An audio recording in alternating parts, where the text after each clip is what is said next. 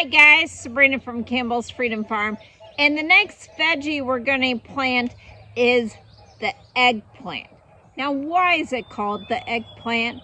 It's because the British decided that the fruit looked like a chicken egg, although a lot of the world calls it the aubergine, which is the French name, which is odd because really this veggie has traces, relatives from Africa from 2 million years. They thought originally it came from India, but no, it was Africa.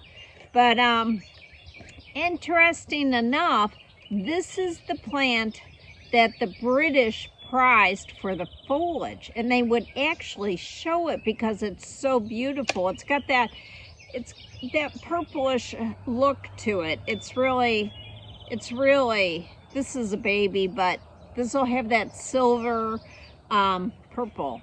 I'm tongue-tied. But we're going to use this in our veggie garden, but we're also going to use it in the edible landscape later on for the foliage and for the edible fruit, which is delicious. I always think of Italy or India with their curries. I mean, very healthy, very good. Except you can't eat it raw. Did you know that? It's actually toxic to us. But now, what kind of soil does this like? Am I going to throw a bunch of petunias in, just like the tomatoes and peppers?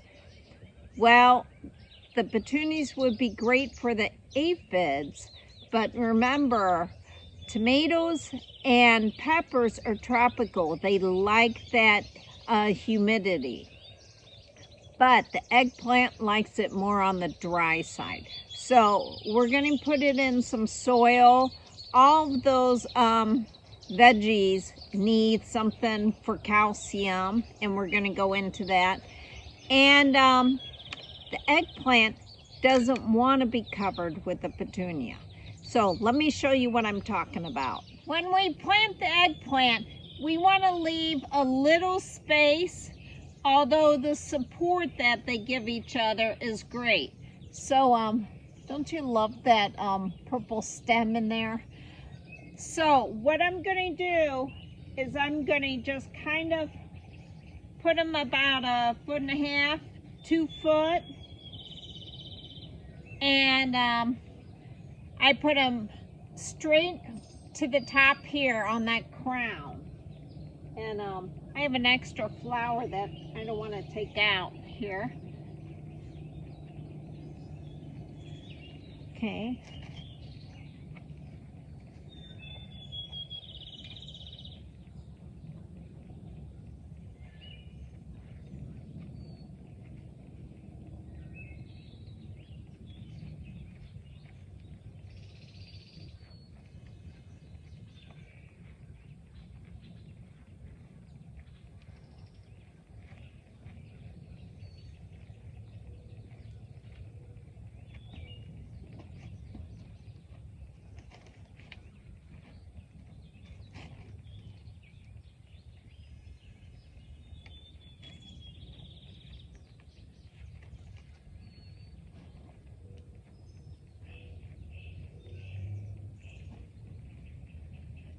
Okay, the next thing that I want to put in here is the onion. Now the onion grows straight up. It'll be good support, and so and it keeps some really bad insects away. Now the other option you could put in, and I lost it, is garlic. You can plant garlic anytime you want. There's that ridiculous rule, don't follow that. See, mine's already coming up. If you put garlic in the fridge, if you're worried about it, to get the green stems, do that. But garlic is also great as being used as chives. So I just plant that. Okay, now let's talk more companion planting besides the garlic and the onions. Okay, I'm going to show you. This is the floss flower, also known as ageratum. It only gets maybe at most, it's supposed to be no taller than 6 inches, but it's gone up to a foot for me. This will bring in the bees. We want the pollinators, but it's also great for the gardener. Why? It repels mosquitoes. So while you're working out here, you won't have mosquitoes buzzing you, flying around you.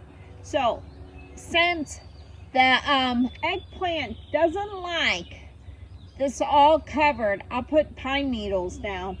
I'm just going to put it in front. And actually with their beautiful foliage, with these flowers, it'll really be stunning looking as well. So all you need is just a couple in here. Maybe 3.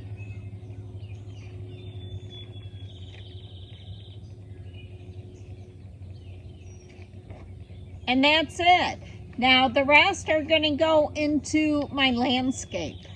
I'm really excited about that in our area, well, different areas. But now let's talk about the care of the eggplant.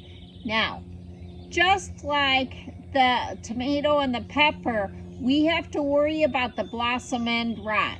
We could give regular fertilizer. It likes the tomato fertilizer. But you have to worry about the calcium. Where do we get the calcium? You could use mushroom compost.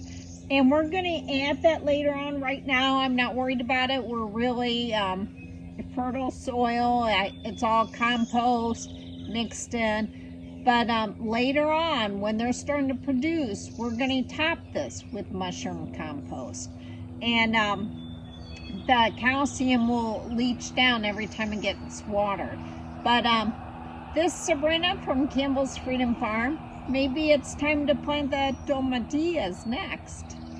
Have a great day. Please subscribe.